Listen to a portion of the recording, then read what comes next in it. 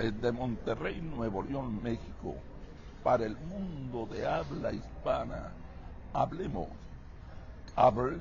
claro. Y desde la muy noble, leal, pacífica, hermosa, heroica, asísmica por ventura de Dios, ciudad de Monterrey, Nuevo León, y con el gentil patrocinio de los Congales del Bienestar, esta es una emisión más de la entrevista con Antonio Lomas. Un gusto como siempre, Toño. Igualmente me da mucho gusto que estemos sosteniendo esto que ya se está volviendo una tradición de todos los viernes alrededor de a mediodía.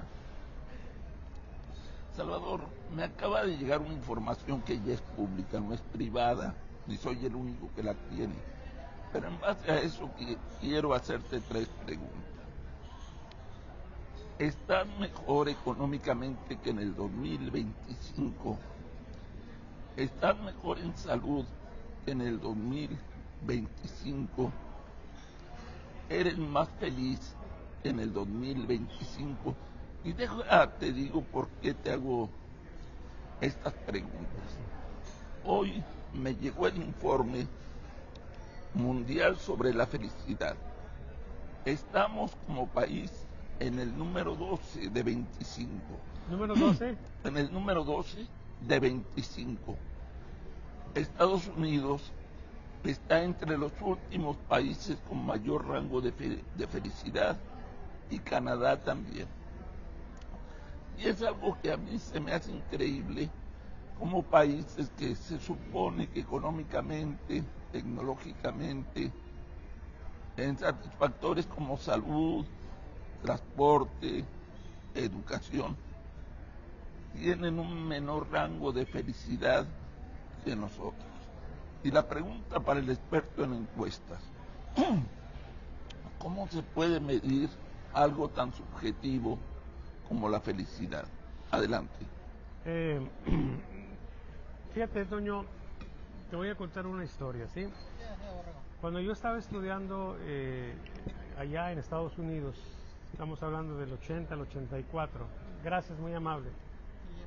Sí, del 80 al 84, tenía un compañero que se llamaba Bosnia, su apellido era Bosnia, o a lo mejor Bosnia era una manera de simplificar el nombre porque eran nombres muy complicados, los de los hindús. Y Bosnia era una persona muy complicada, ¿sí? Su situación económica era muy precaria,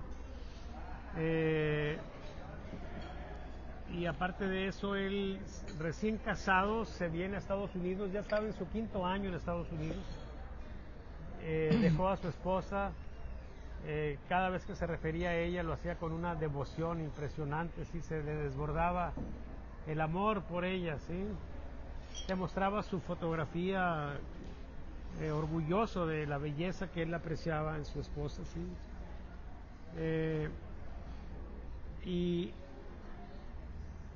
Y entonces cuando yo veía las condiciones de él,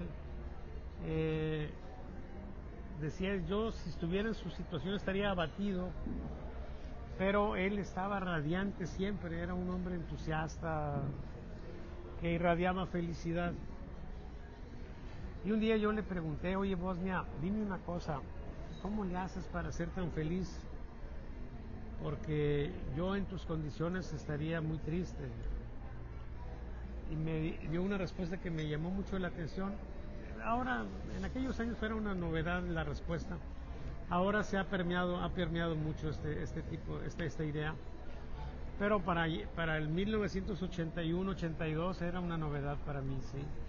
Me dice: lo que pasa es que en la cultura nuestra, en mi país, la felicidad no es algo que se alcanza o se consigue, sino algo que se decide. Tú decides ser feliz. Y entonces me llamó mucho la atención, y cuando empecé, unos cuantos años después, a hacer encuestas, se me ocurrió que era una cosa interesante preguntarle a la gente si era feliz. Y desde entonces he hecho esa pregunta así, en esos términos: ¿se considera usted una persona feliz? Y desde siempre los resultados han sido altísimos, más de 90%, a veces 95, 97, casi cercano al 100%. Y entonces uno dice, a ver, ¿cómo es posible que estando en un país tan pobre, con todas las carencias que tenemos en México, tengamos esos resultados en este indicador de la felicidad? Con el tiempo hubo una situación en la Universidad de Monterrey, en la UDEM, donde yo estuve trabajando ahí un tiempito, sí, necesitaban gente con doctorado para un tema de certificación, y pues nos hicieron la invitación a algunas personas que teníamos doctorado, y yo estuve dispuesto a estar ahí con la UDEM un tiempito nada más. Pero en ese tiempito aprovechamos para generar un centro de estudios de la felicidad, y tuvimos presupuesto que conseguimos por ahí, pues no voy a decir cómo fue, pero una manera lícita pero especial, sí. No me digas que hiciste tu base con No, 6 días, etcétera. no, era muy difícil desde entonces hacerlo. Entonces hubo recursos para traer especialistas, de los más grandes, fuertes especialistas de Estados Unidos, de Europa. Y ahí aprendí y me di cuenta de que había dos formas de medir la felicidad que todavía hoy subsisten. Una es indagar sobre ciertas condiciones de vida en la que tú estás, para de ahí inferir si tú deberías de ser feliz. Por ejemplo, ¿tienes resuelto el problema de salud? ¿Tienes problema resuelto de vivienda, de alimentación, de educación, etcétera, para tus hijos? Y entonces, dependiendo de cómo estás en las escalas de esos indicadores, pues te hacen un número y te dicen, tú debes de estar en este rango de felicidad. Deberías de ser feliz. Esa es una manera de medirlo. Pero hay otra manera de medirlo que tiene que ver simplemente con cómo se percibe la gente, que es exactamente lo que yo había estado haciendo desde hacía algunas décadas. Simplemente preguntarle a la gente. O sea, es claro pues que la percepción de felicidad es el resultado, sí, de una serie de circunstancias que vive la gente y de cómo las enfrenta. Sí, nosotros podemos ser felices si tenemos una manera de visualizar, de enfrentar las cosas. Si nos vamos a Epicteto, sí, y nos vamos a los estoicos, sí, o a Marco Aurelio, sí, dos extremos, un emperador, un esclavo, sí, uno en la miseria, otro en la, podríamos decir, en la opulencia, sí. Pero con esa idea, pues vemos que la idea básica del estoicismo es que el asunto no es cómo estás, cómo vives o qué te sucede, sino cómo procesas tú en tu mente las cosas. Entonces, nosotros en el indicador ese que tiene que ver con cómo te percibes, siempre hemos estado en primer lugar o en segundo lugar, difícilmente en tercer lugar, siempre hemos estado arriba. Sí, compartiendo crédito con Colombia, con algún país latinoamericano. Y en el otro renglón, pues claro que estamos abajo porque pues hay una serie de carencias que tenemos y nosotros decimos, pues esta persona no puede ser muy feliz.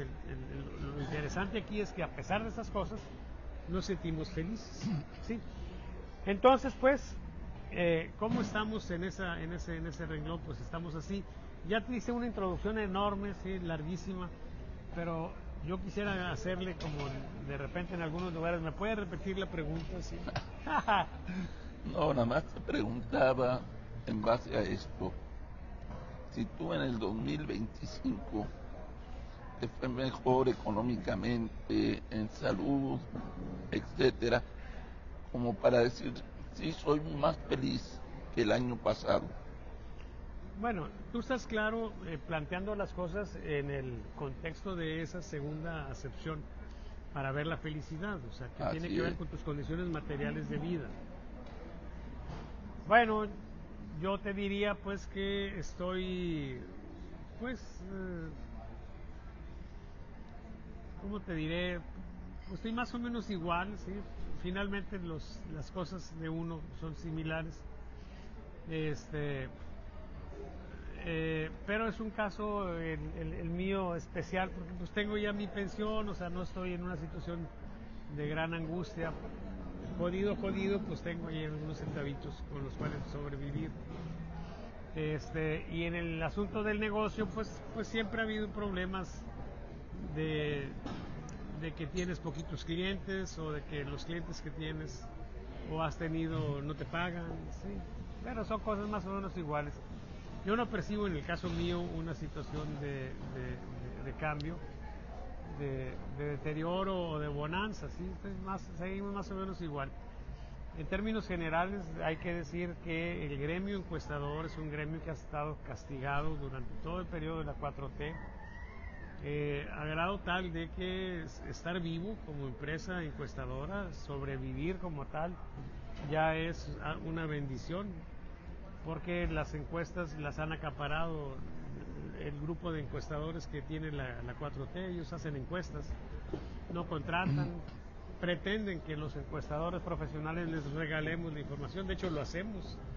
Yo cada lunes presento análisis sobre cómo va el tema de la seguridad pública en el renglón de homicidios, y lo hago sin costo alguno, pues. Y la 4T no tiene mucho interés en gastar en eso, ¿sí? A diferencia de los gobiernos de la época previa, neoliberal, si se le quiere decir así, que invertía mucho en saber cómo estaba la opinión pública. Prácticamente casi todas las casas encuestadoras de cierto prestigio trabajaban para el gobierno federal, y de ahí se fondeaba o se movía la información a los periódicos. Por eso muchas encuestas se publicaban que en realidad no eran pagadas por los medios de comunicación, sino por la presidencia misma. Y entonces, bueno, pues es una situación difícil para el gremio, para muchos gremios, debo decirte, sí. La situación, pues, de este gobierno, sí. Por ejemplo, el gremio periodístico, pues está terrible. Está terrible. Unos cuantos privilegiados, como La Jornada, sí, apapachados. O los que ahora están ahí desde las redes sociales, teniendo una situación pues de bonanza también, sí. Pero bueno, pues así es esto, hay que seguirle, hay que sobrevivir. Oye, Salvador, entonces yo toda mi juventud y vida viví en el engaño, porque hoy me ha resuelto una duda que yo tenía. Yo soy de esa generación a la cual le colocaron en la pantalla una triada, 3 películas de Pedro Infante. Ajá. Nosotros los pobres, ustedes los ricos, Pepe el Toro, donde nos vendían un escenario de todo México. Unas familias pobres, pero muy pobres, muy unidas, felices, solidarias entre ellas, y una familia de gente rica que eran lo peor, prácticamente unos buitres que se odiaban, se destruían entre ellos. ¿Cuál era la idea que nos vendían? Ser pobre es ser feliz, ser rico es ser infeliz. ¿No sería ese esquema el que tomó la Cuarta Transformación y nos hizo creer que éramos parte de esa película, donde si quieres ser feliz, estás obligado a ser pobre? ¿No sería eso? Mira, yo creo que es cierto, nosotros vivimos durante muchos años en una condición de mucha desigualdad, pero particularmente en la sociedad que se retrata en esa película, que es la sociedad de la Ciudad de México, había una situación de cierta cercanía. Tú, por ejemplo, tenías como una forma muy común de vivienda, pues lo que llamaban las vecindades. Así es. Hay una canción de Luis Arcaraz que se llama Quinto Patio. Así es. que dice, por vivir en quinto patio, desprecias mis besos. Bueno, ¿qué era el quinto patio? Pues en las vecindades era un socavón, sí, y había patios. Inmediatamente después de que entrabas de la calle estaba el primer patio, y luego había otro espacio, avanzabas hacia adentro, había un segundo, tercero, cuarto, quinto, y la distribución se daba dependiendo de cuánto dinero tenías. Los que tenían más dinero, los más acaudalados, vivían en el primer patio, y los más jodidos en el quinto patio. Por eso la canción dice, por vivir en quinto patio desprecias mis besos. Ok, ¿qué es lo relevante de eso? A diferencia de lo que vivimos hoy en el Monterrey de hoy. Nosotros vivimos aquí en Monterrey, un lugar donde la estratificación económica está bien marcada. Prácticamente no convivimos, nos movemos en círculos. Quizá haya algunos puntos donde de repente tangencialmente nos encontramos un sector social con otro, pero estamos encapsulados, ¿sí? Hay teatros y funciones específicas para un sector, escuelas para un sector, bares, etcétera, ¿sí? Y es el elemento discriminante es el costo, ¿sí? Es así. Si tú vas, por ejemplo, a un restaurante y un desayuno te cuesta 600 pesos, a diferencia de un lugar como este que te puede costar hasta 300, o otros lugares donde te puede costar 100, pues eso va marcando la posibilidad que tú tienes, ¿sí? Entonces, ¿qué teníamos? Siempre hemos tenido una situación de desigualdad, pero una desigualdad solidaria. Es cierto, la película esa de Ustedes los ricos, nosotros los pobres, trata un poco de plantear una diferencia y una especie de enfrentamiento, pero si tú recuerdas, el final es feliz. Así es. ¿Sí? ¿Por qué? Porque a final de cuentas se da una confluencia y una especie de entendimiento entre los dos sectores. Y entonces, ¿qué es lo que teníamos?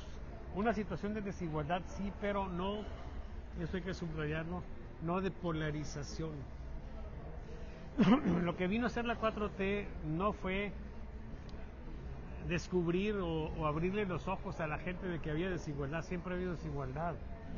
Lo que vino a hacer la 4T fue establecer un esquema de polarización, de broncas, y de ustedes, no nosotros los pobres, ustedes los ricos, sino ustedes los malos, nosotros los buenos, ¿sí? Y un ser redentor, que en este caso vino a ser López Obrador, ¿sí?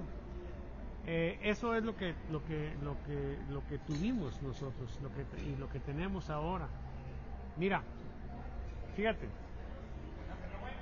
tú ve cómo se da la convivencia en puntos así muy específicos. Vas en el coche, vas manejando, y llega una persona, ¿sí? Y te pide apoyo,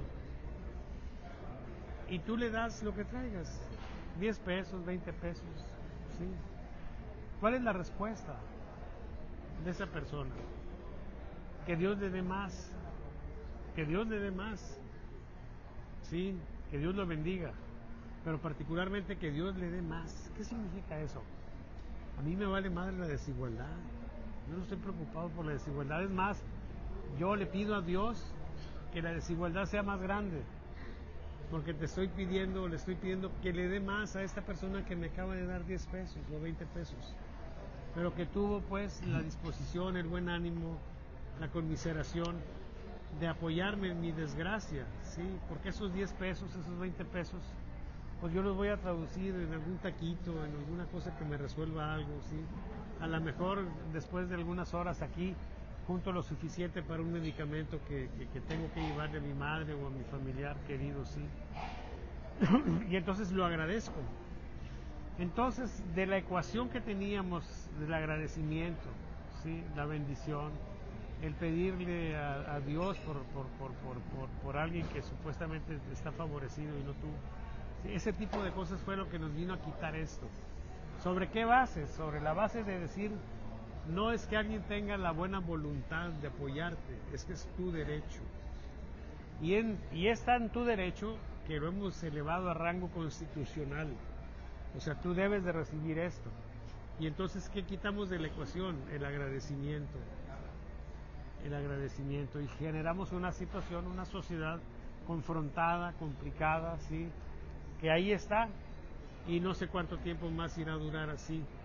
Pero a final de cuentas yo creo que no es algo que haya sustituido el esquema anterior, sino que coexiste.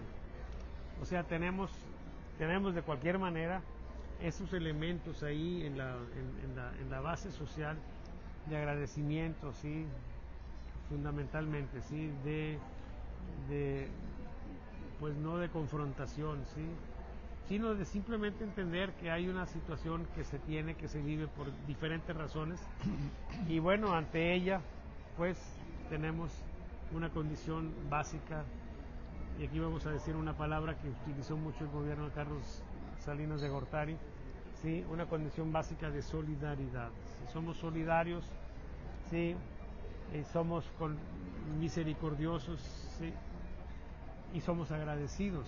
Eso es lo que la 4T nos quiere un poco quitar, pero va a estar difícil que lo quites, y tarde o temprano vamos a regresar a eso de manera preponderante. Hay algo que me llama mucho la atención, y estoy hablando de política, no de otra cosa. Waldo Fernández, el senador, se encuentra entre dos amores. ¿A qué me refiero con esto? Por tercera ocasión, el Partido Verde lo ha destapado como su candidato, y enfatizo, su candidato a la gobernatura de Nuevo León. Los tiempos que estableció el partido Morena aún no se cumplen, apenas se iba a iniciar el proceso, y el jefe de la bancada senatorial del Verde destapó a 17, creo que fueron 17 o 9, o 7, no recuerdo ahorita exactamente el número, pero eso no importa. Lo importante es que Waldo, por tercera ocasión, fue destapado como el candidato del Partido Verde. Inmediatamente, pero de manera muy tenue, así, no sé, muy mediocre, vamos. El senador Waldo Fernández, en una emisión de Milenio, en un debate, dijo: yo soy militante de Morena, pero no se deslindó del destape. Hay algo muy importante que quiero comentar. Regularmente ese tipo de acciones no se dan como una ocurrencia. Es algo pactado, consensado entre todos los actores. Yo no creo que Waldo no haya sabido que lo iban a destapar, y el Verde lo sigue moviendo como candidato. Mientras tanto, Mijes anda haciendo campaña sin hacer campaña, se anda moviendo conforme su trabajo, lanzando su marca de Morena norteña, Clara Luz, con algunos videos de convencimiento, de emotividad, etcétera. La senadora Judith, prácticamente desaparecida, y en Tatiana, con sus redes minúsculas entre la sociedad moviéndose. O sea, todo el mundo se anda moviendo en cámara lenta, excepto Waldo Fernández. No sé si la acción del Partido Verde sea una acción de presión para decirle a Morena, con o sin Morena, Waldo va a ser candidato. ¿Qué opinión te merece toda esta historia? Mira, estamos en el marco de una violación flagrante de la ley,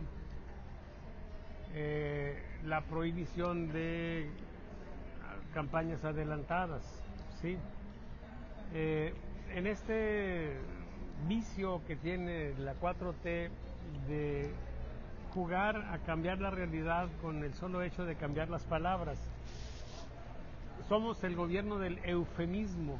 Así es. Hay ejemplos cómicos incluso, de que se cayó una rampa, no, se deslizó hacia abajo, sí, o sea, pero el solo hecho de llamarles de otro modo, genera una situación de alivio que les funciona porque estamos, hay que recordarlo, siempre inmersos en un gobierno 3Ps, utilizando la nomenclatura de Moisés Naim, de su libro La revancha de los poderosos, donde tenemos gobiernos que están instalados en una triada. ¿Sí?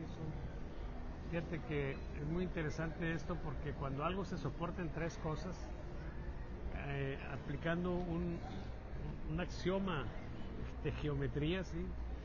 Que establece que 3 puntos determinan un plano, 2 puntos determinan una recta. O sea, si tengo un punto aquí, otro acá, por ahí nada más puede pasar una recta. Pero si pongo un punto más, 1, 2, 3, por estos 3 puntos nada más pasa un plano. Y una condición práctica que se deriva de ello es que si tú tienes una mesa con 3 patas, jamás esa mesa va a cojear. Si es una mesa de 4 patas, sí, ustedes lo vemos todos los días, pero si es de 3 patas nunca cojea. Entonces, ahí está una consecuencia directa. Y aquí nosotros tenemos gobiernos que tienen 3 soportes, sí, y por eso tal vez están tan sólidos y tan casi invencibles.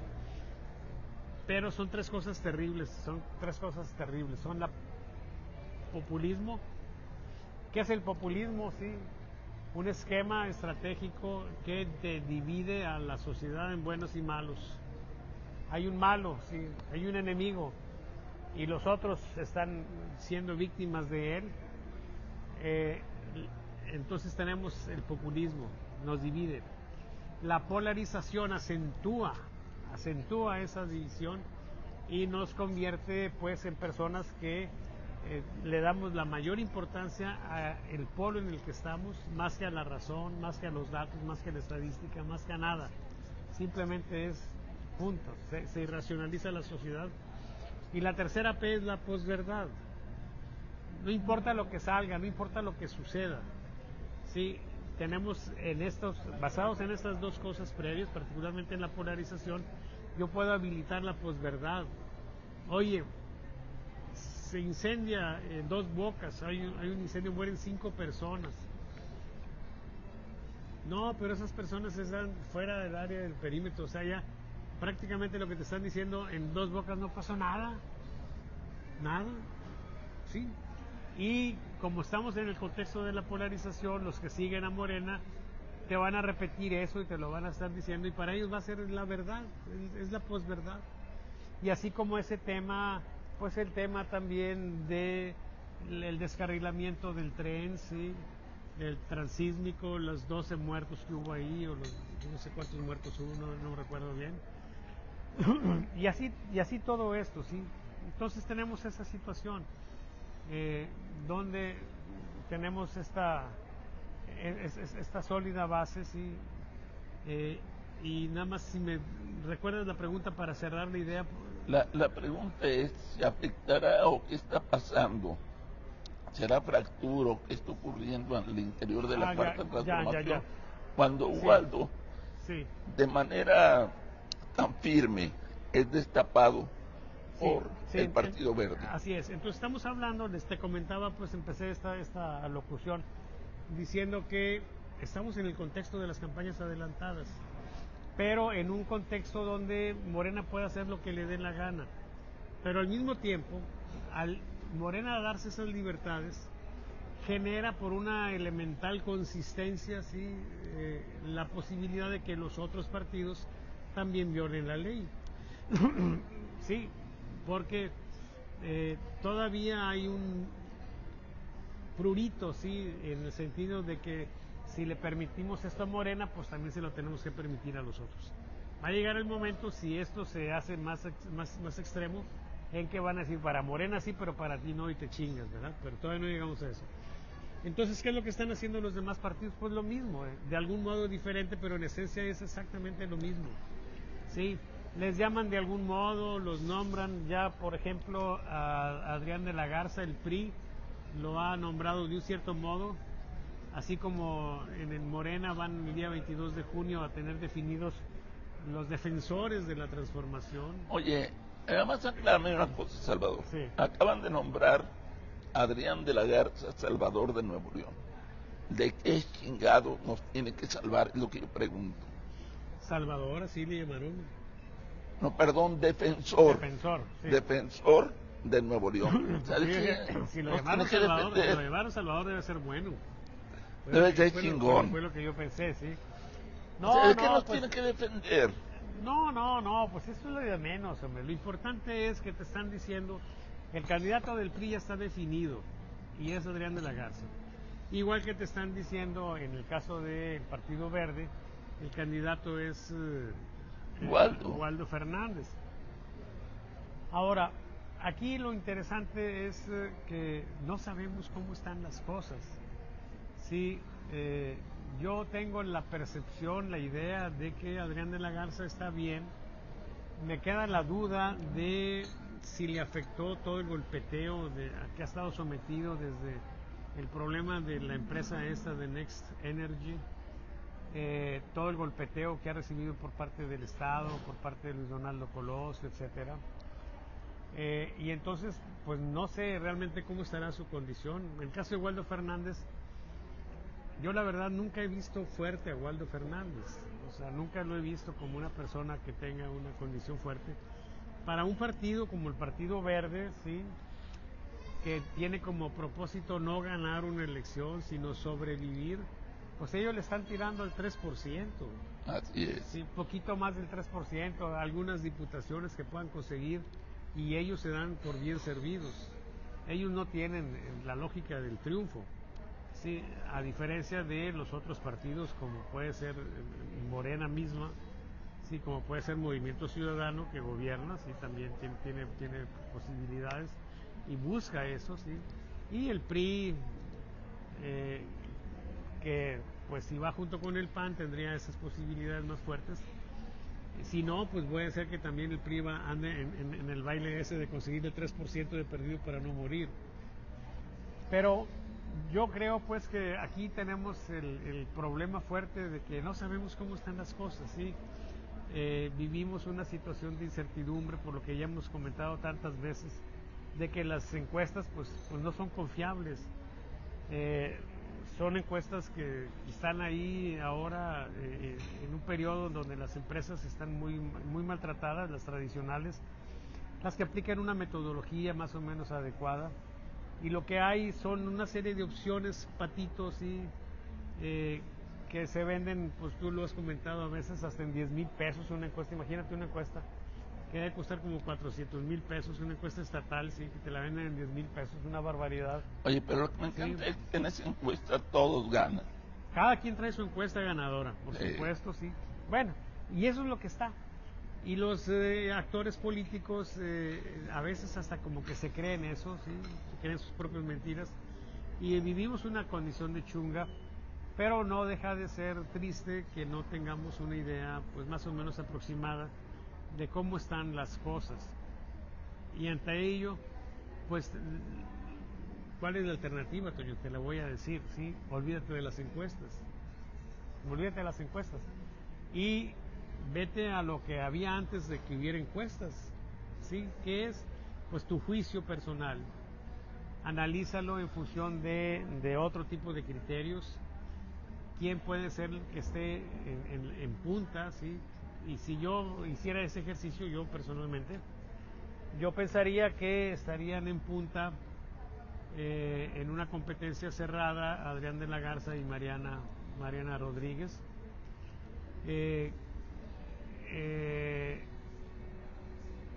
Pero dependiendo de cómo se resuelva el tema dentro de Morena, porque son 5 opciones, si escogen una opción competitiva como podría ser Andrés Mijes, por ejemplo, o incluso como podría ser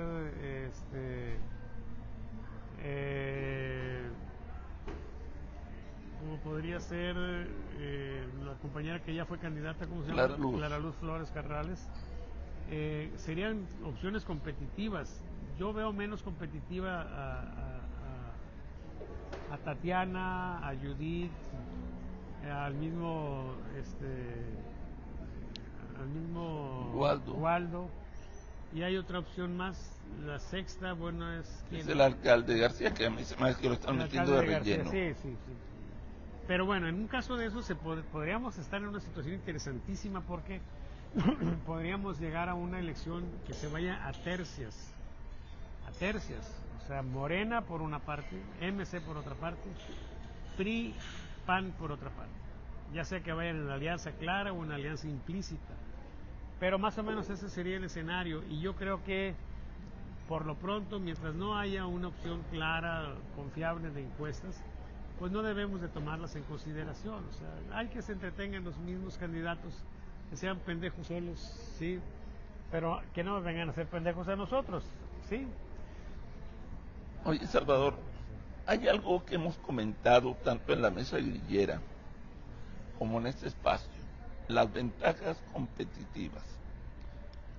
En el 2024, el que Morena nombrara sus coordinadores de defensa de la Cuarta Transformación fue alegal, fuera del marco legal, pero fue una ventaja competitiva en cuanto a tiempo, en cuanto a movilidad, en cuanto a su capacidad para estar cerca de los ciudadanos, porque mientras el PRI, el PAN, Movimiento Ciudadano no lo podían hacer, ya Morena con Claudia ya se habían adelantado mucho antes de que le nombraran como coordinadora de la defensa de la Cuarta Transformación. Ahora ya el PRI ya nombró a sus defensores de México. Ya el Verde ya lanzó sus candidatos. Ya MC ya también se anda moviendo mucho, ya también destaparon sus candidatos. ¿Crees que esta ventaja competitiva se le está acabando a Morena? Pues sí, en el sentido de que los demás partidos también lo están haciendo. Yo me quisiera reservar el concepto de ventaja competitiva a una acción que alguien puede hacer dentro del ámbito legal, ¿sí? Dentro de la acción política, que genera una condición de ventaja, ¿sí? Lo que tú mencionas de violar la ley para tener una ventaja sobre los demás, pues no es una ventaja competitiva, es una condición ilegal, una ventaja que se toma de manera irregular. Y claro, en la medida en que los demás se empatan, pues se pierde, ¿sí? El punto aquí es cómo van a manejar esa situación los diferentes partidos, porque por ejemplo, el caso de Morena y creo que también el de MC han señalado que van a hacer encuestas. Sí. ¿Sí? Los de MC incluso han dicho que van a hacer muchas encuestas, lo cual a mí me da idea de que lo que yo sugerí aquí en programas pasados, de que no hagan una sola encuesta definitiva, no que la quiten, que la conserven y que sea el uso así como lo tienen previsto de esa encuesta, pero que hagan de perdido unas 4 encuestas antes, que las conozcan los competidores, para que ellos vayan viendo realmente cómo van y que eventualmente algunos se retiren de la competencia. Entonces tenemos esa situación donde cada quien va a hacer un uso diferente y eso podría darles un poquito más de ventaja sobre los demás, pero también tú puedes decir, a ver, si en el caso del PRI, en el caso de Nuevo León, ya está Adrián de la Garza definido, pues él ya desde ahorita puede empezar a mover fichas, puede empezar a buscar apoyos y teniendo la visibilidad, la exposición que tiene por su condición de ser alcalde, pues eso puede también ser muy ventajoso. Mientras que en el otro caso, particularmente de Morena o de MC, no sabes quiénes van a ser. Entonces vamos a gastar unos 3 meses, más o menos, para finalmente ya concentrar la atención en un solo personaje. Pero en términos generales yo creo que la ventaja que pueda tener un partido sobre otro no es muy significativa. Yo creo que ahí más o menos quedan tablas las cosas, ¿sí? Ventaja competitiva es hacer algo que los demás no hacen y que sorprende, ¿sí? el uso de las encuestas para torcer, para orientar a la gente indecisa en el 2000 con Vicente Fox fue una sorpresa. Fue el único partido, el único candidato que lo hizo y eso le generó una ventaja competitiva. ¿Qué pasa en las siguientes elecciones? Pues que ya todos traen una encuesta que dice que va a ganar también y entonces se pierde la ventaja competitiva. ¿Quiere decir entonces que ya no vas a hacer eso? No. Quiere decir que ahora estás obligado a hacerlo, pero ya no es una ventaja competitiva. Pero si no lo haces, se convierte en una desventaja competitiva. Y entonces se nos carga pues la actividad de campaña a algo pues que ya no es lo que fue, sí, pero que tienes que hacerlo, que es estar contratando encuestas patito que te digan que vas arriba y que tú las publicas, sí. Y por eso es que así van a seguir estando, sí. Y entonces pues es la situación. No son las únicas cosas que se pueden establecer como ventajas competitivas. Mira, por ejemplo, las redes sociales. Sí, hubo un momento, sí, de que en la elección de Obama, una de esas elecciones, donde se decía, no, pues hoy por primera vez usan las redes sociales. Y un candidato fue más incisivo en eso, más contundente, y fue una ventaja competitiva en esa elección. Pero ya para la siguiente todos traían redes sociales. Es lo que está pasando ahorita. Ya deja de ser ventaja competitiva, pero si no lo tienes se te hace una desventaja competitiva. Y entonces se van cargando las campañas. Ahora tienes que tener redes sociales, tienes que tener encuestas fallidas, no fallidas, sino encuestas mentirosas, sí. Porque si hay 5 candidatos, si hay 5 que dicen que van a ganar, pues hay 4 que están equivocados, ¿sí? Entonces, se va recargando pues la actividad de una campaña electoral. Y bueno, pues así es esto. Oye, Salvador, no sé si tú ya te diste cuenta, pero creo que nadie o casi nadie se ha dado cuenta de un fenómeno que está pasando en Nuevo León. En Nuevo León todo puede pasar. Ya, y esto lo enfatizo, ya no tenemos gobernador, ahora tenemos gobernadora. Usted podrá ver a Mariana Rodríguez en todos los eventos que es la que lleva la voz cantante. Va a los municipios y los alcaldes le dan mayor espacio que a Samuel García. Hoy en la mañana vi un video donde pareciera que Samuel es el patiño de Mariana. Mariana anda en plena campaña. Aquí la pregunta es, ¿qué tanto le puede beneficiar o afectar esto? Porque hay algo que se llama la sobreexposición. Cuando uno no mide lo que está haciendo, a veces es contraproducente.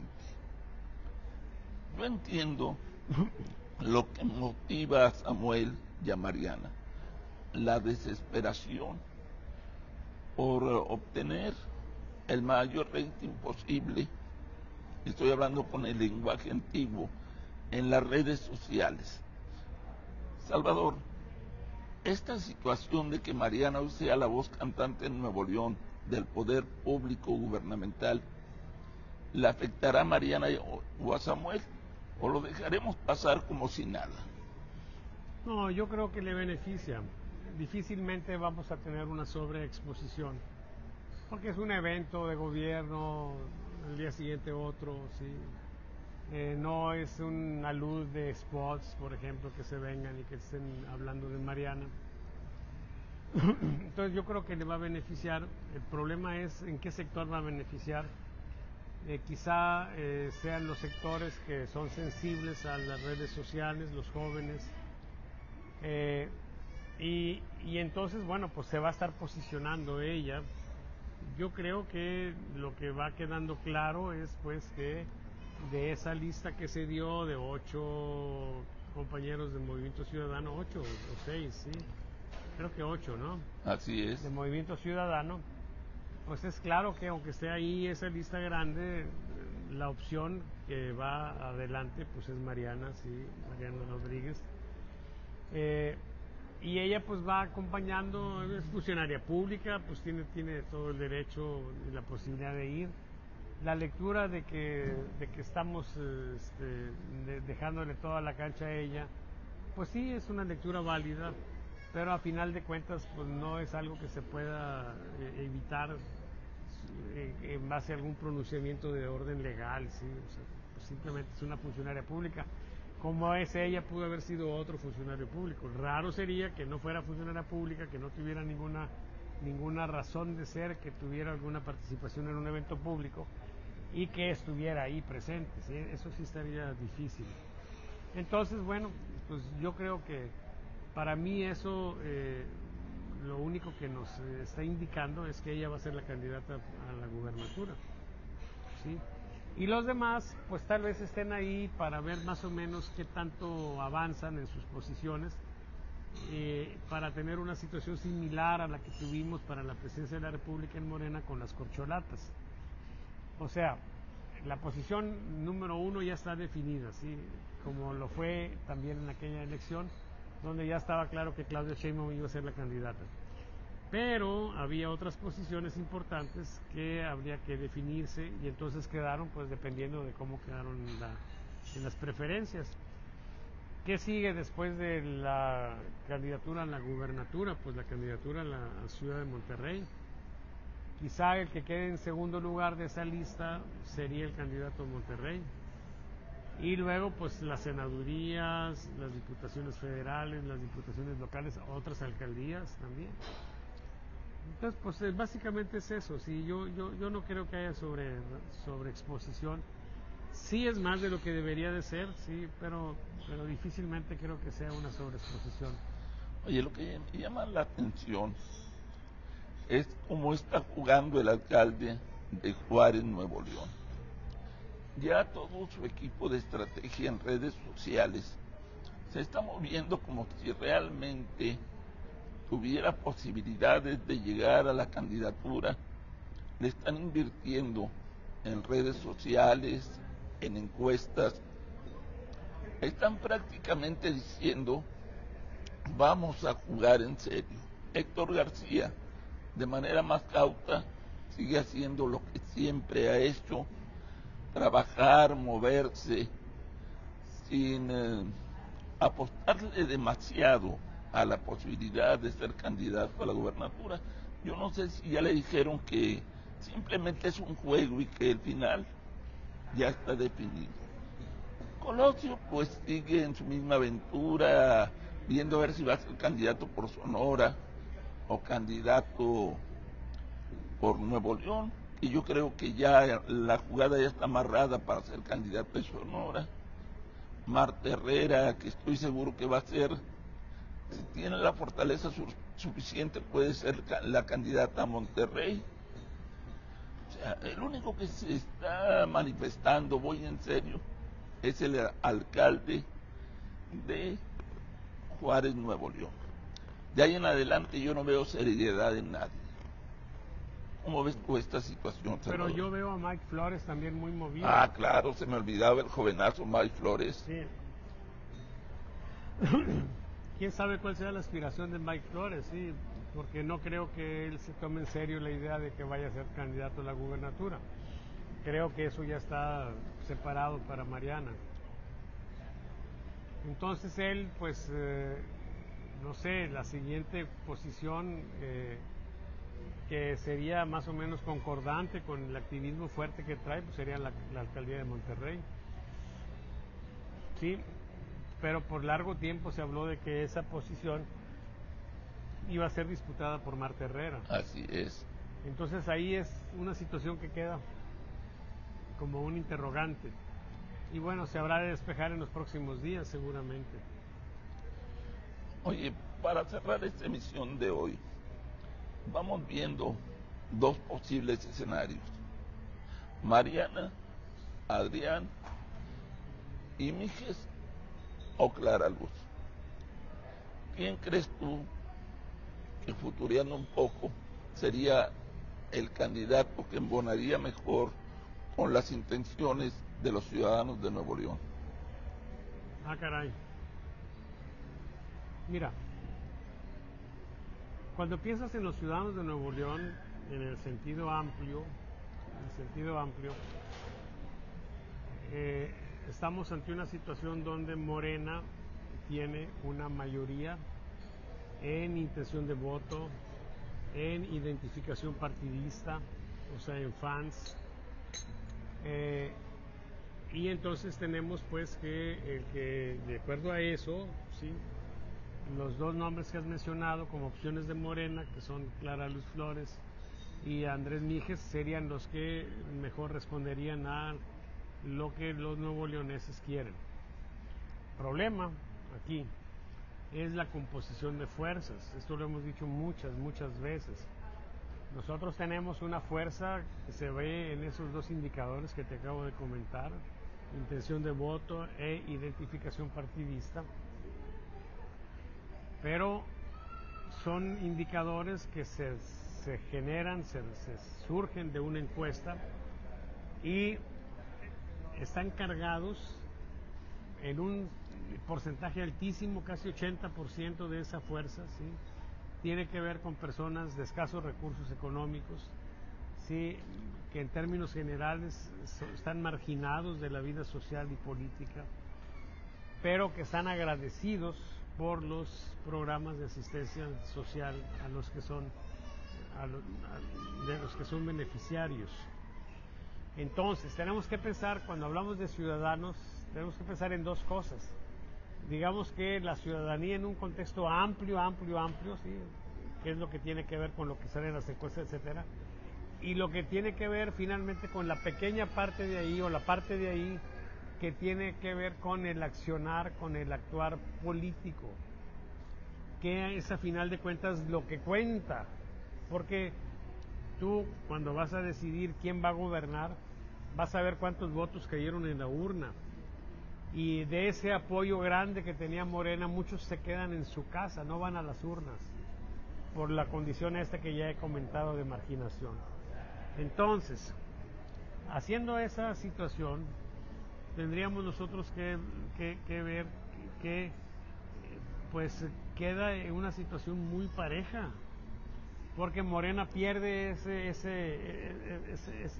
número grande, ¿sí?, de personas que la apoyan, efectivamente la apoyan y son sinceros en su apoyo, pero no lo hacen efectivo, ¿sí?, ¿verdad?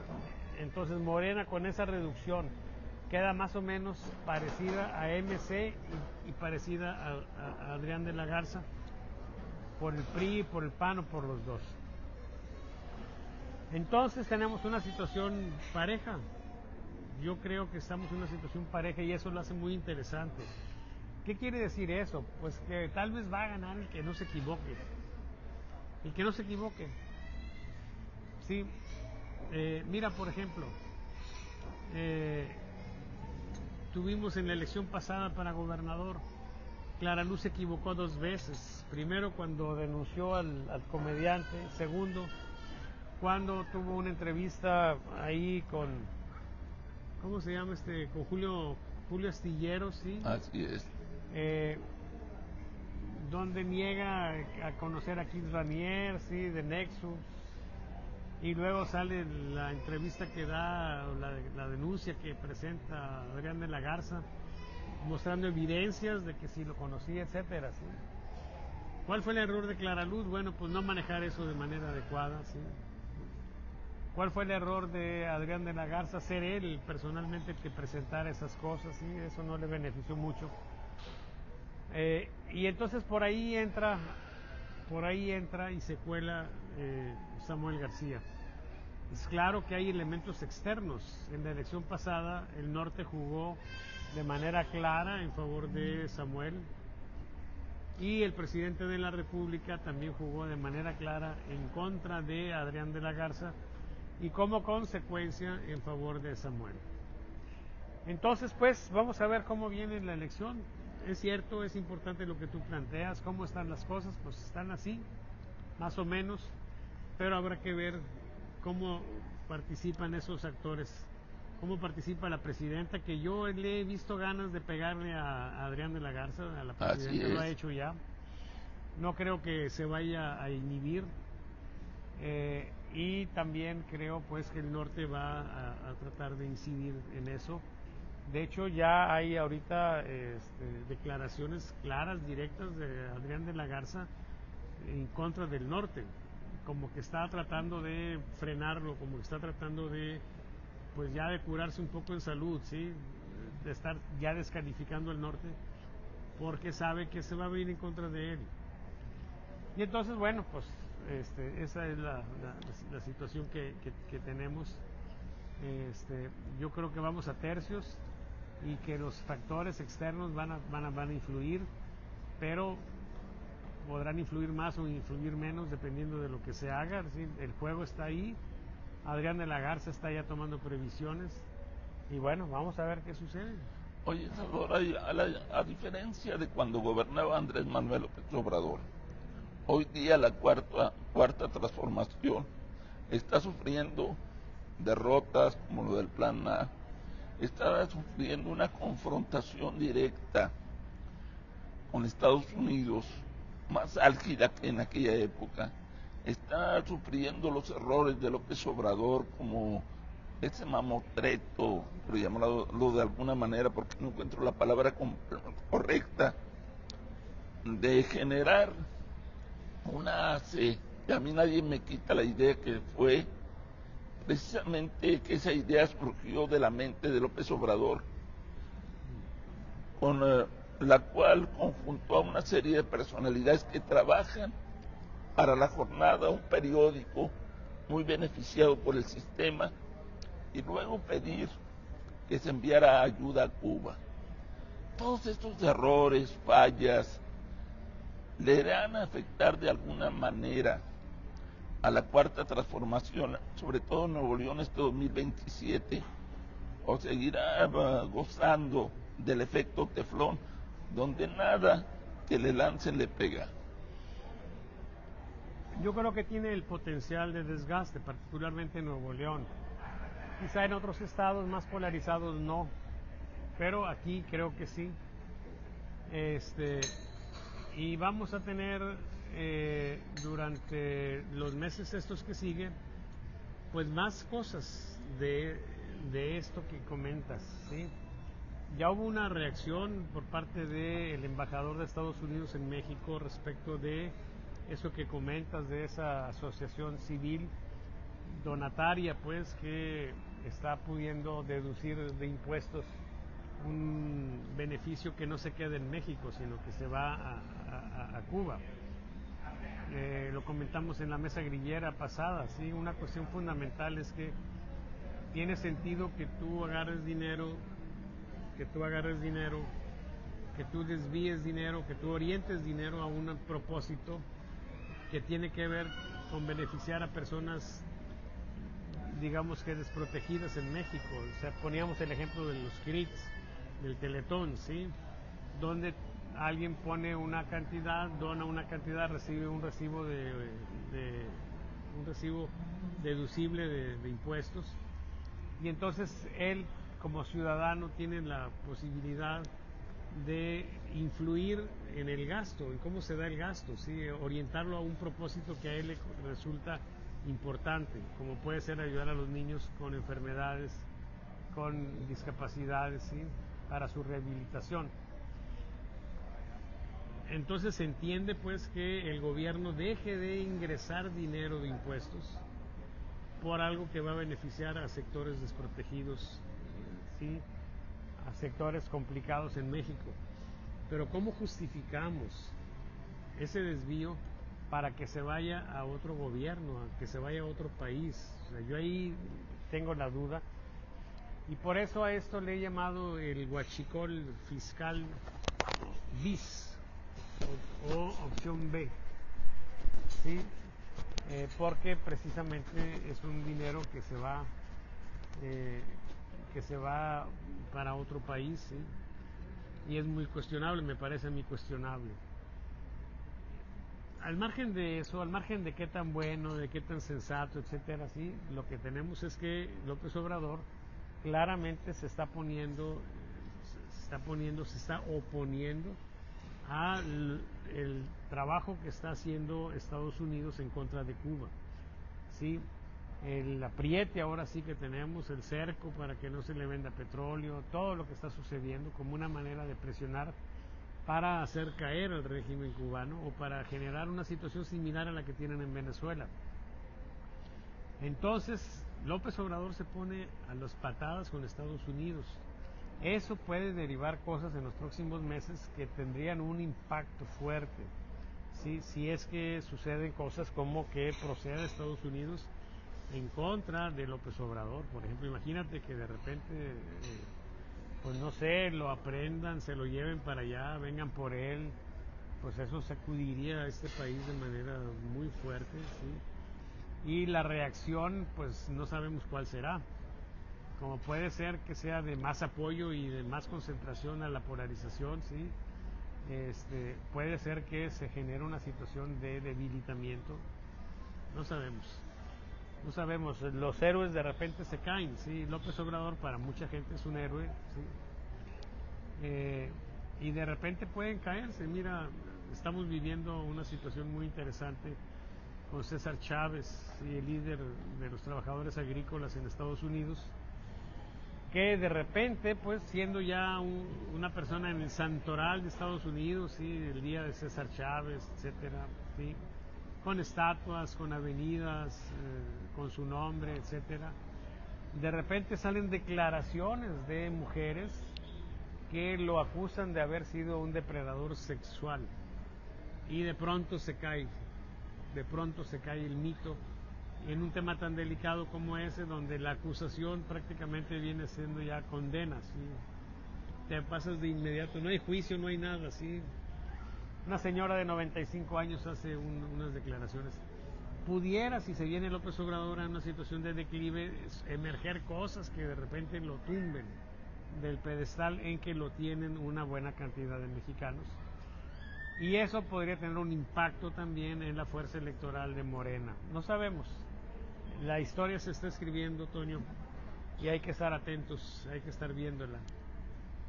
Bueno, por el día de hoy te agradezco nuevamente tu presencia en este espacio y te pido por favor dos cosas. Una, que como es tradicional, leas los mensajes, y otra, tu invitación para la mesa grillera. Adelante. Bueno, la mesa grillera va a ser el próximo martes. Volvemos al martes. Roberto Benavides González dice, esas son las elucubraciones de Código Magenta, que no le sale ninguna. A ver, este es Roberto Benavides González. ¿En qué coincidimos con Magenta, Roberto? Yo ya dejé de ir a la televisión, sí. Ya dejé de tener ahí ese espacio junto con Ramón Alberto. Me llama la atención que comentes que coincidimos pues en estos puntos de vista. Dice, señores, buenos días, nos dice Jesús Andrés Miranda Barajas. Sí, nos dice hartos besos al señor Antonio Lomas. Órale. Toño, te mandan besos otra vez. Te mandan el ósculo, que si lo quieres aceptar. Eso se oye muy peligroso. Alejandro Espinosa nos está viendo también. Felipe Briones nos está viendo.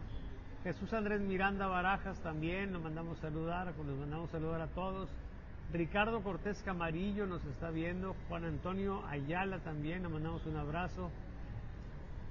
Elsa Rodríguez nos está viendo también, le mandamos un saludo muy afectuoso. Efraín Rentería dice, buenas tardes, saludos desde tierras del ejido de Generales Escobedo, Nuevo León. Efraín, te mandamos un abrazo. Jesús Andrés Miranda Barajas nos está viendo, nos dice, inundaciones son encharcamientos, claro, hay que usar otra palabreja. Shela Razo nos está viendo. Jesús Andrés Miranda dice, felicidades, Alito, buena idea lo que hizo, no sé qué hizo.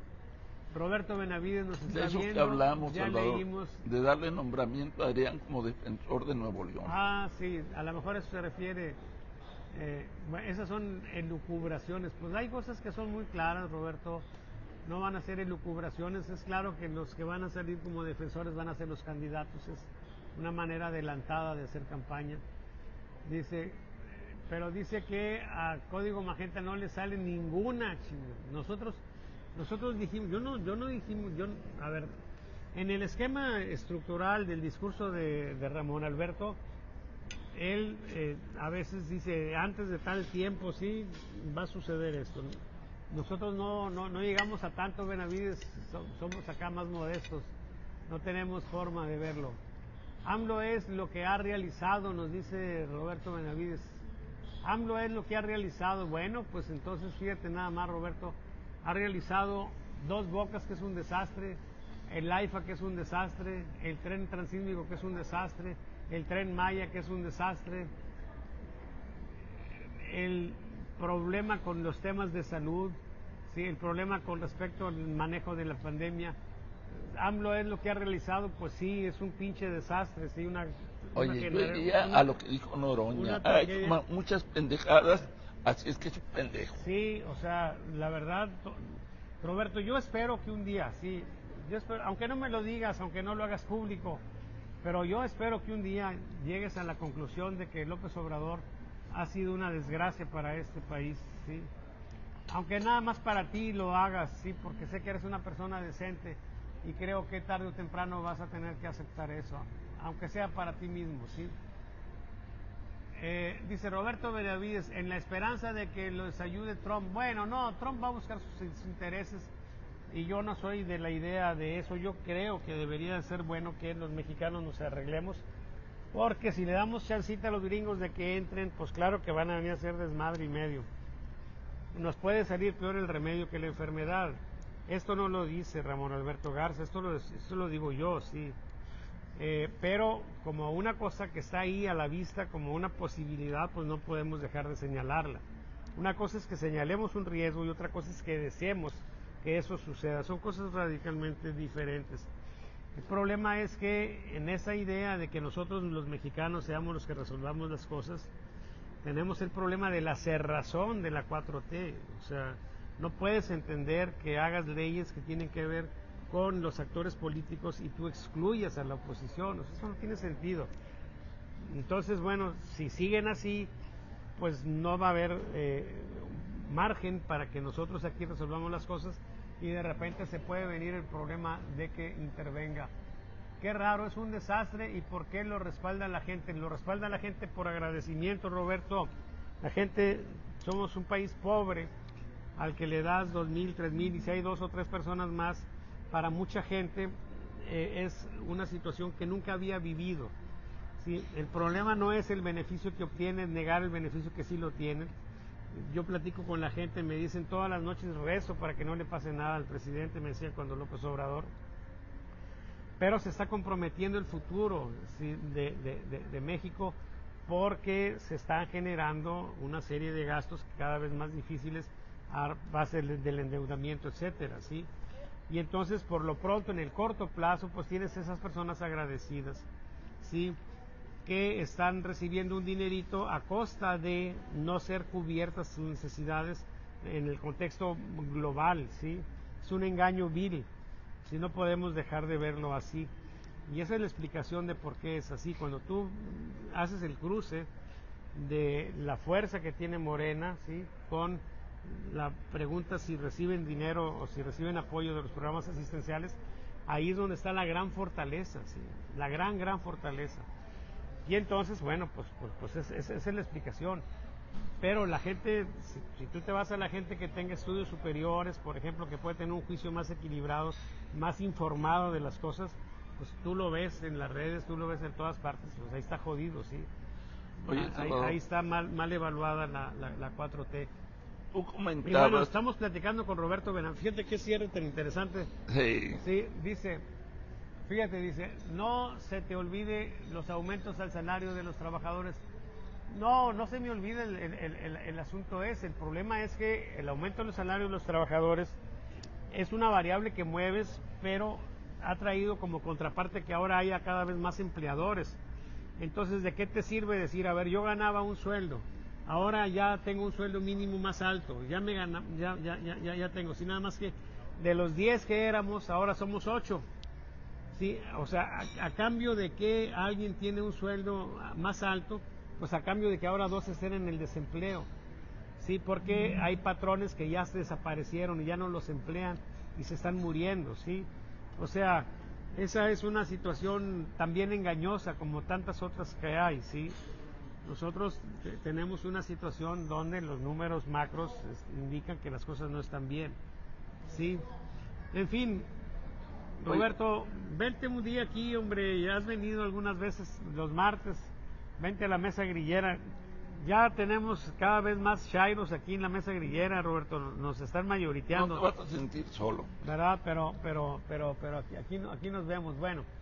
Oye, Salvador, sí. déjame te comento, tú antes manejabas un concepto que era la lotería al revés. Lotería invertida. Lotería invertida, mi familia la vivió. ¿Sí? Mi suegra es una persona mayor que yo, recibe más de 6,000 pesos cada 2 meses. Ella es prediabética. Por un error. ¿Recibe cuánto? Arriba de 6,000 pesos cada 2 meses. Ok. Por un error ella se enterró una astilla en una pierna. Se quitó la astilla, es de estas viejas, y lo digo con todo respeto, que soportan el dolor, hechas a la antigua. Sí. Nada más se puso un poquito de alcohol y punto. Pues no se le fue recrudeciendo el problema. La llevaron al hospital del Seguro Social, porque ella tiene Seguro Social. Estuvo allí 3 días porque no había capacidad médica para atenderla. Y no creían que era de mucho riesgo, así es que espérese que venga el médico, espérese a su lugar, etc. Al tercer día le hicieron una curación mínima, la llevamos a la casa y resulta que en lugar de mejorar empezó a empeorar, la siguieron llevando al hospital, a la clínica allá en San Nicolás, no mejoraba. Decidimos llevarla con atención, particular, de esos malditos neoconservadores o conservadores o como les llamen ustedes. Nos está cobrando por atención médica 6,000 pesos al mes. Ya, más del doble de lo que recibe. Yo lo que pienso es que padre que mejor en lugar de darle esa cantidad hubiera un sistema médico para atenderla de manera digna, ella estuviera resuelto su problema de salud y nosotros seguimos gastando. Y la última anécdota, yo te la platiqué, un amigo abogado de izquierda, obradorista, que creía mucho en el movimiento, él venía desde el PRD, le detectan cáncer, él iba al Seguro Popular, lo atendían, no remediaban el problema, pero lo mantenían con vida estable, él trabajaba. Cuando se cae el Seguro Social, que lo el Seguro Popular, que lo desaparece el gobierno, porque decían que no era ni seguro ni popular, empieza su viacrucis, un infierno, y debido a falta de recursos económicos, él falleció.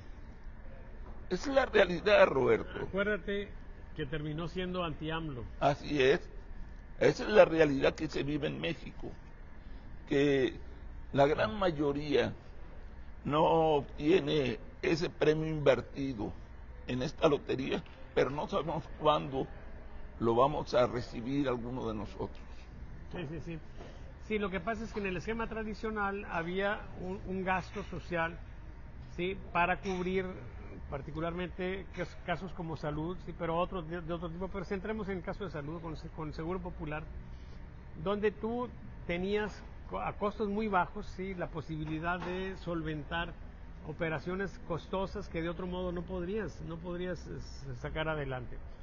Entonces era como sacarte una lotería extraña, sí, porque tú dices, a ver, aquí yo juego, sí, me saco la lotería porque de repente recibí un tratamiento de 200,000 pesos o de 300,000 pesos, sí, y pude solventar mi problema de salud, me saqué la lotería en ese sentido, sí, ¿ok?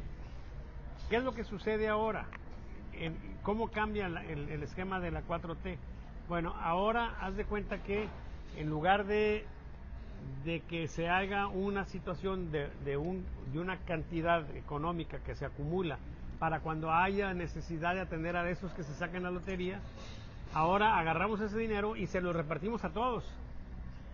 Y les generamos la ilusión de que ahora sí les damos algo y antes no les dábamos nada. ¿Sí? Pero ahora la lotería te la sacas porque te enfermas, igual que el otro caso que se enferma, pero es la lotería invertida porque ahora te enfermas y vas a que te ayuden y te dicen, no, pues muérete, cabrón, porque se chingó eso. Ya repartimos el dinero, ya te lo dimos. Y entonces, ¿cuándo sientes muy feo? Pues cuando te toca la mala suerte de enfermarte y de requerir ese tipo de cosas que antes había y ahora ya no. ¿Sí? Entonces, aquí el problema es que finalmente las personas que se enferman y tienen necesidad de esas cosas son muy poquitas. Y entonces no permea en el ámbito completo. Y la gente, en términos generales, se queda con la idea de que ellos reciben dinero ahora y antes no recibían nada. ¿Sí? Y con esa idea ahí se mantienen. Y bueno, pues ahí sufren, ahí la llevan. Y hay un sector de eso muy importante, que es muy interesante, porque hay un sector que no tiene trabajo, que no tiene seguro social, que no tiene nada, y ese sector es como el que tú me comentas, ¿sí? Reciben un dinerito, pero se les va a tener que pagar medicinas, etcétera, etcétera. A diferencia de los que sí tienen chamba, que tienen la seguridad social de, valga la redundancia, del seguro social, del ISSSTE o de algún otro tipo, ¿sí? Y aparte les llega dinero. Esa gente está con madre, porque los problemas de medicinas y todo eso, con todos los problemas que haya, finalmente lo tienen solventado. Y reciben 6,000, 5,000, no sé, lo que sea extra. Y esa gente de repente puede empezar a comprar cosas que antes no podía comprar. A lo mejor ir a un restaurante, venir al Gran Invernadero, venir aquí al Gran Invernadero a comer, etcétera, desayunar. Cosas que antes no podía hacer, ahora las puede hacer. Y no le afecta nada porque tiene resueltas esas condiciones básicas, porque sí tienen trabajo formal. Entonces esa gente está con madre y está agradecidísima y te defienden y son seguidores y todo eso, pues sí, claro, ¿verdad? Pero en términos generales yo creo que la 4T es el gran engaño, ¿sí? El gran engaño, ¿sí? El gran engaño y la gran deficiencia. Entonces, pues las consecuencias ahí las vamos a ir viendo cada vez más claras. Yo espero que Roberto Benavides llegue un momento en que lo vea con claridad, ¿sí? Y ojalá que tenga el coraje de decirlo, ¿sí? Nos equivocamos, compañeros, camaradas, ¿sí? Ha sido un desastre esta cuarta transformación, lo cual no significa que se esté planteando como opción el esquema previo de neoliberalismo. Yo creo que tenemos que buscar un esquema donde tengamos una situación más adecuada para todos los mexicanos, ¿sí? Más democrática, más justa, ¿sí? No estar ni en un extremo ni en el otro, ¿ok? Buscar un justo medio que nos dé una condición adecuada de vida para la mayoría de los mexicanos, donde podamos pues tener elementos meritocráticos, pero no completos, ¿sí? La meritocracia, que es, digamos, que el signo distintivo del neoliberalismo, tiene problemas muy serios, básicamente, según autores recientes, porque deja la impresión en los vencedores, en el esquema de competencia, ¿sí? Neoliberal, de que son ellos acreedores a la bonanza por méritos propios, y los perdedores también se quedan con la idea de que ellos pierden, ¿sí? Entonces, un esquema donde seamos más humildes, ¿sí? Los sectores que tengan éxito, que les vaya bien en este asunto, y que sean más solidarios. En fin, es un mundo pues que tendríamos que buscar que sea un mundo más adecuado del que tenemos. Pero lo que me queda clarísimo es que la 4T ha sido un pinche desastre, un desmadre, y ojalá que pronto podamos ir frenando un poco las consecuencias negativas que derivan de él. Y ya me extendí mucho, Toño. Bueno. Pero bueno, gracias a Roberto Benavides que nos permitió. Mira, Ernesto Cerda nos está viendo, le mandamos un abrazo. Y te reiteramos, Roberto Benavides, la invitación, martes, 10 de la mañana, Invernadero, vente a desayunar acá con nosotros. Es a las 10 de la mañana para que tengas chance de llegar tranquilo desde allá, desde donde vives, y que, bueno, vengas aquí a cotorrear, ¿sí? Hace rato y pasó por aquí a saludarnos Rómulo Así Flores es. de la Peña. Y bueno, Lo vi muy sereno, tú decir. sí, muy bien, muy bien. También afina la 4T. Ojalá que venga el martes. Muy bien.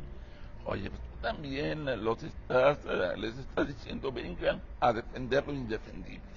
Eso es plan con maña. Bueno, pues que vengan, sí. Hemos tenido a muchas personas interesantes aquí. El que sale muy de repente, Benjamín Castro, muy seguido en medios, sí, planteando ideas así, en las que están dentro de la 4T, pero no del todo acorde con, por ejemplo, lo que está haciendo Marcelo Ebrard. Y bueno, con posturas así, digamos que críticas dentro de la 4T. Y alguna vez estuvo con nosotros, por largo tiempo estuvo con nosotros aquí. Ojalá que vuelvan, sí, ojalá. Oye, que déjate aquí termino estamos con siempre. este comentario. No me lo puedo aguantar. ¿Qué tal si no quieren venir como aquellos que creen mucho en un Dios y dicen, ¿a qué voy? ¿Qué tal si me convencen de que estoy equivocado? Es que por eso no quieren venir muchos chairos, pero esos chairos irredentos Sí, sí, sí. que están con alma, corazón y todo con Andrés Manuel López Obrador y con la 4T. Sí. Bueno, si no hay más que agregar, te agradezco. Nada más agregar una cuestión que es importante destacar de esta emisión y también de las emisiones de la Mesa Grillera. Aunque cada quien tiene la libertad plena de manejar sus temas y sus opiniones como les parezca, prevalece en estas emisiones un propósito de hacer inteligible el fenómeno político, o sea, de hacerlo entendible, de comprender lo que está pasando, no de tomar postura. Es claro que en el propósito de explicar las cosas puede ser que, y es común, que choquemos, ¿verdad?, con alguna idea, particularmente en este caso de la gente de la 4T, pero no ese es el propósito. O sea, no somos un medio o no somos gente que nos ubiquemos, por ejemplo, en posturas como Atypical, por ejemplo, el mismo Carlos Laret de Mola, ¿sí?, que son cualquier cosa la están utilizando. Nosotros dejamos pasar muchas cosas porque nos vienen valiendo madres y porque no son relevantes en el propósito central de tratar de entender qué está sucediendo, ¿sí? En esa explicación de qué es lo que está sucediendo y por qué están sucediendo las cosas, pues es normal que mantengamos posturas que tienen una condición de choque, pero no un choque frontal, ¿sí? Digamos que a veces un poco tangencial, ¿sí? Pero bueno, esa es la idea de nosotros. No estamos en el contexto de la polarización, no estamos en el contexto de la polarización, que estamos invitando a nuestros amigos de Morena, a pesar de que nosotros no estamos de acuerdo con las cosas en general que hace Morena, ¿sí? Oye, ahorita que me pediste esta oportunidad de hacer una aclaración, yo pensé, queremos reiterar y aclarar que estos espacios los patrocinan los congales del bienestar. Bueno, sí, por favor. Fíjate que esta es una idea que hemos estado manejando. Yo espero que pronto la retome el gobierno federal, sí, y que nos haga efectiva el patrocinio, sí. ¿No? Que nos haga, mira, bueno, puede ser que nos patrocine en especie. No, ya Por para qué. ejemplo, no exactamente como está usted pensándolo, compañero. Pero ¿qué le parece si la Mesa Grillera tuviera siempre una representante de los congales del bienestar? Como Wow. una especie de, ¿cómo se les dice a las damitas esas que salen? Edecán. Una especie de decán, sí, ahí, que esté ahí para embellecer la mesa, pues. Eso sería una manera de apoyo, sí, importante. Ahora, si aparte de que esté embelleciendo, participa en política porque sea una compañera politizada, Olvídate. pues muy bien, sí, sería muy bueno. Oye, yo pensé que, y con esto, y ahora sí ya terminamos, yo pensé que ibas a decir sobre que cada tarjeta de apoyo social para los de 65 y las de 65 y más iba a traer adicional un bono de entrada, todo incluido a los congales del bienestar. Bueno, como una primera vez para que se matriculen, sí, por supuesto, claro, puede ser. Bueno, por hoy hablemos claro. Muchas gracias. Nos vemos el Hasta próximo la martes, próxima. compañeros, 10 de la mañana aquí en el Gran Invernadero. Bye.